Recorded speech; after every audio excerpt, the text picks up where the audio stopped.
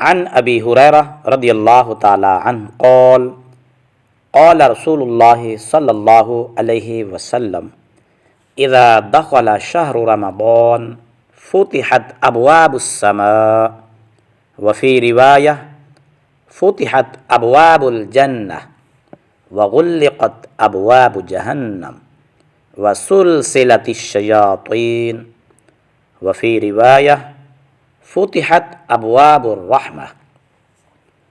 حضرت ابو ہریرہ رضی اللہ تعالی عنہ بیان کرتے ہیں، رسول اللہ صلی اللہ علیہ وآلہ وسلم نے فرمایا، جب رمضان شریف کا مہینہ آتا ہے تو آسمان کے دروازے کھول دیے جاتے ہیں، اور ایک روایت میں ہے جنت کے دروازے کھول دیے جاتے ہیں اور جہنم کے دروازے بند کر دیے جاتے ہیں اور شیاطین کو جکڑ دیا جاتا ہے، اور ایک روایت میں ہے رحمت کے دروازے کھول دیے جاتے ہیں۔